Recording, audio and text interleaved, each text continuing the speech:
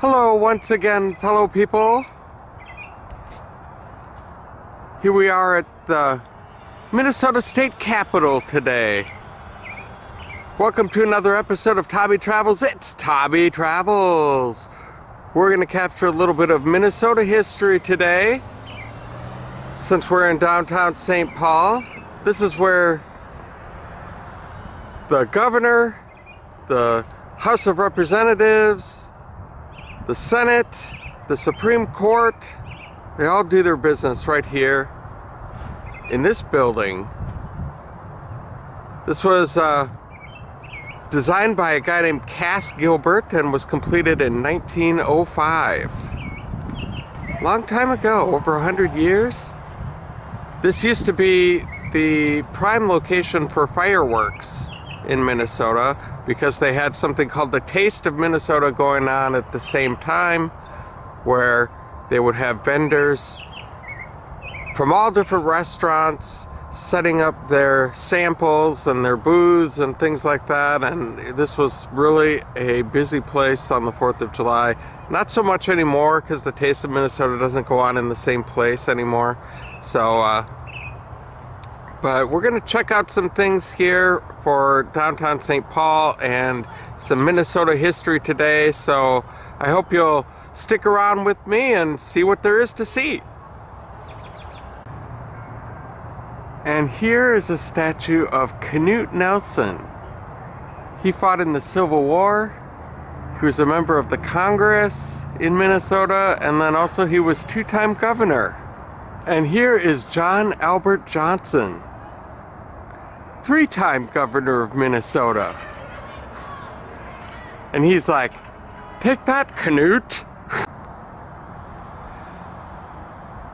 And then of course there's this man, Hubert H. Humphrey, very famous Minnesotan. He was the mayor of Minneapolis, United States Senator, and Vice President of the United States of America.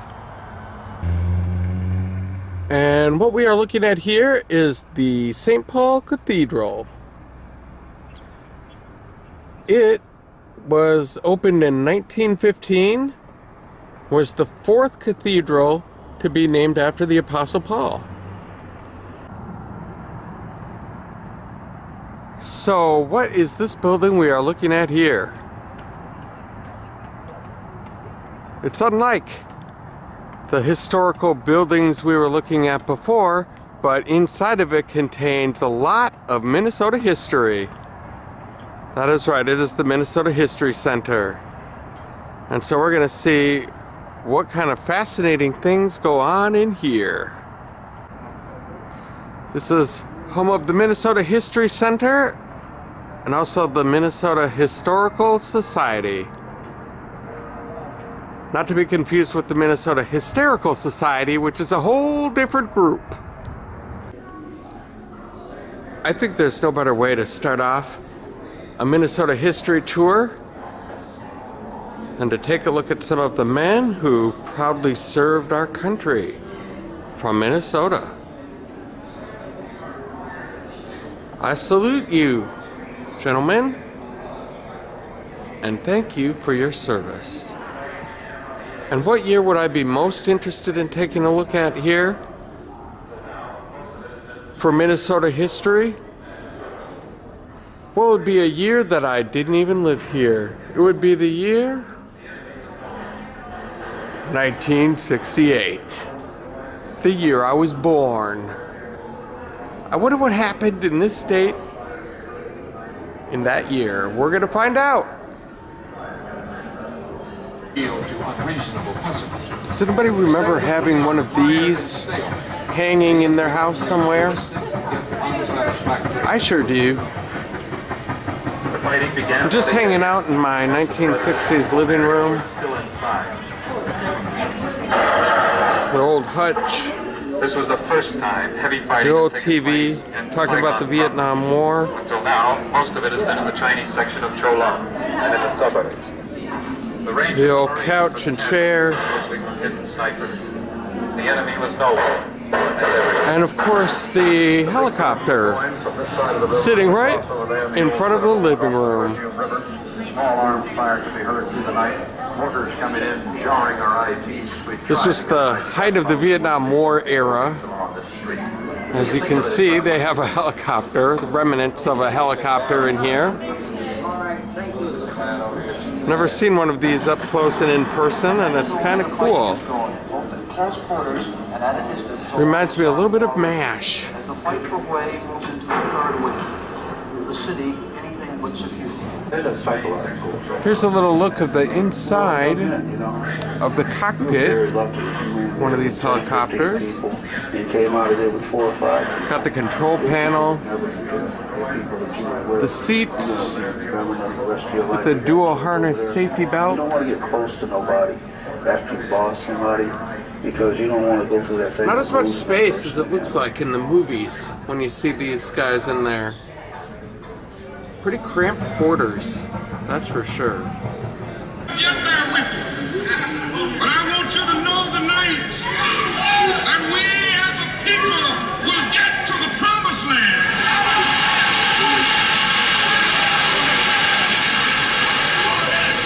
So I'm happy tonight. I'm not worried about anything. I'm not fearing any man. Mine eyes have seen the glory of the coming of the Lord.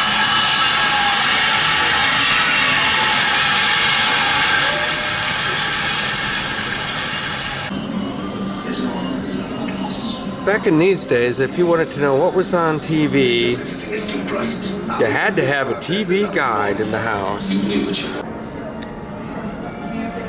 And there he is, Mr. Rogers. Probably the nicest guy in the history of America. And up here, what do we have? A Mr. Rogers sweater that he actually wore on TV. That's right. That sweater right there, he wore it on TV. And he wore those sneakers with it too. Hard to believe, all those years of watching Mr. Rogers, I never thought I would be looking at his sweater and sneakers that he actually wore all those years later. That's pretty sweet. I've entered the then and now section of the museum, and what we're looking at here is a picture of then, and then was France Avenue and 70th Street in Edina in 1954, and then many years later, in 2016, that location is Southdale Center, the very first indoor mall in America, Southdale Center. Some people don't know that. Here we are looking at the Beltline Highway in 1950. And it was also known as the Lilac Highway, or Lilac Way, and was designed to speed traffic from the city to the suburb. And it also featured Minnesota's first cloverleaf interchanges. Pretty neat. And also had picnic areas. But now, this area in 2016 is now Highway 100. Hard to believe. A little bit later today, I'm going to be riding around the lakes on my new bicycle. Holy cow. What kind of a monstrosity is that? It does not look safe for road driving or riding, as the case may be.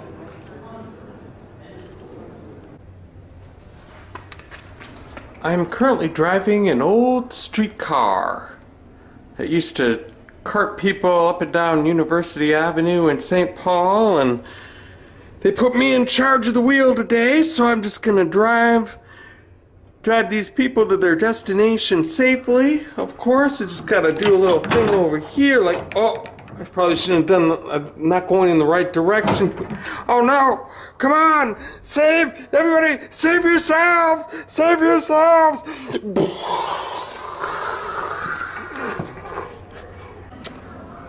Oh, hey, buddy. I am really sorry about that. Are you gonna be okay? We can maybe just, stitch that up. That'll be alright. Maybe some Neosporin or something. You'll be okay. I'm currently in a iron ore mine. And this right here, that's a real chunk of iron ore. I believe I will drill for some iron ore right now. I just need to step up to my handy dandy drill here, which goes up to the iron ore there, and press this little handle. And we are drilling for some iron, baby. I think I went too deep.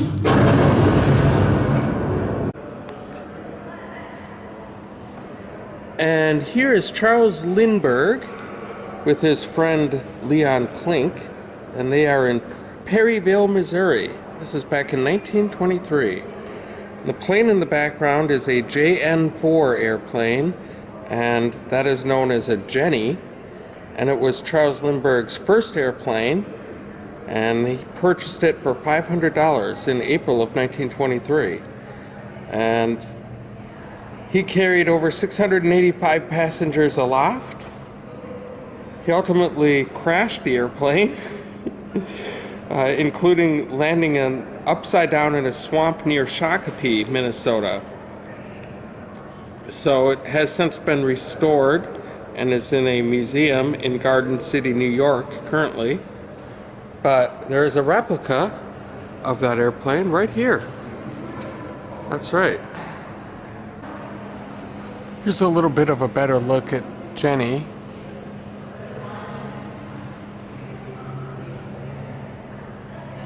Looks a little bit bigger from down here than it did up there.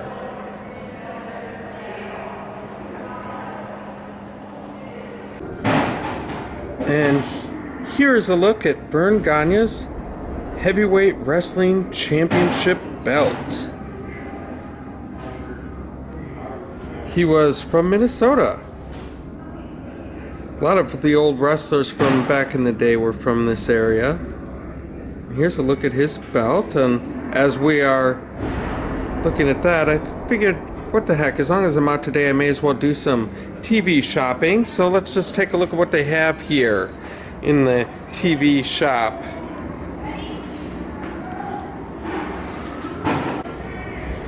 Oh, this looks like a nice one. Nice clear picture.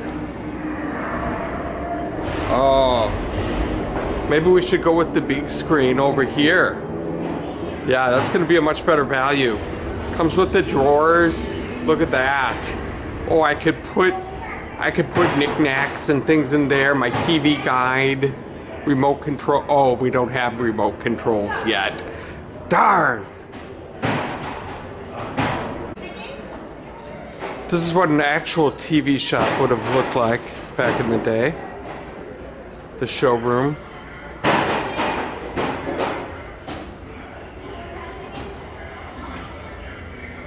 Those lit up lots of family living rooms. Here are some of them right here.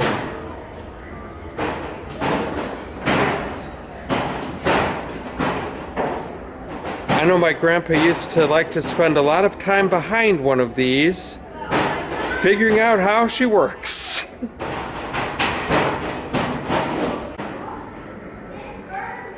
And here we are in the modern kitchen with all of the conveniences of home. We used to have a freezer like this. Looked a lot like this. Had a handle just like that. And it was out in the garage. was an extra freezer that we could put stuff in for storage and long-term keeping. Until one day there was an electrical short in the thing, and every time you touched the handle, you would get a pretty hefty shock. That was not too fun. And did we get rid of it? No, we put electrical tape around it so you wouldn't get the shock. Oh, you're just one thin piece of tape away from dying. But eventually it got replaced. But not right away. Here's a 1955 Ford Custom Line sedan. A car for the family.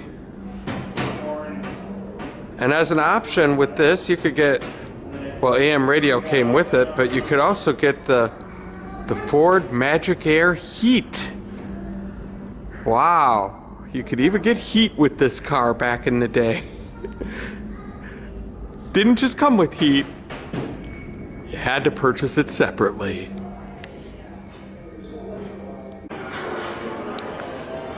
And here is an old tank.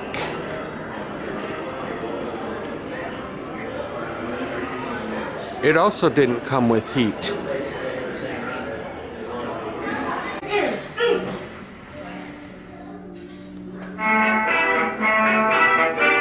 I remember the marquee. It had icicles hanging from it, I suppose, cut out of cardboard. I'm in an old-time movie theater right here. Cooled, and another sign that said, in very roomy seats. Entertainment. They might just as well have said that movies are your only entertainment.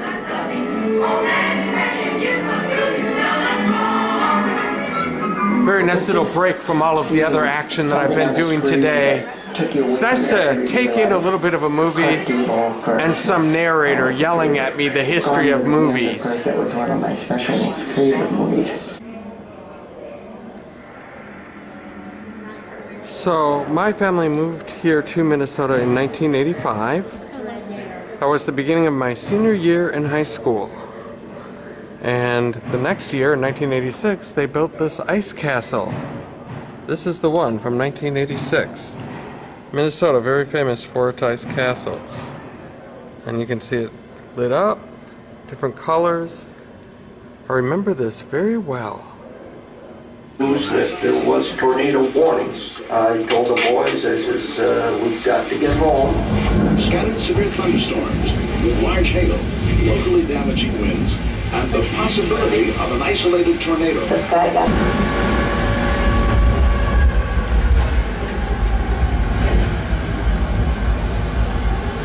Before I even saw it, I smelled it. There was this sulfuric odor. It was just deafening. And then all of a sudden I could feel the suction of this thing. I could feel us being picked up, actually coming off the basement floor. And when I looked up, it was a perfect funnel. It was just beautiful in the sky. My husband came running down just before that hit, and he said, I think our car is in the front room. And then a great big plank came in our basement window.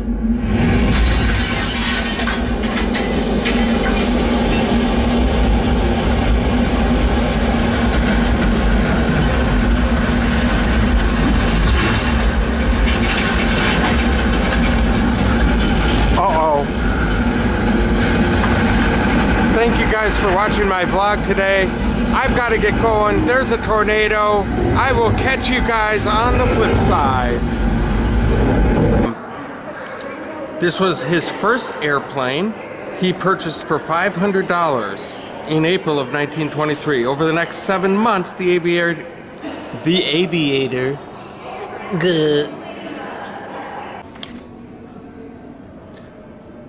What's that? You want to hit like and subscribe to my channel? Thank you, Mr. Bison. You're awesome. What a great guy. After all we've been through, you're still going to hit like and subscribe to my channel. You're the best. You're the best.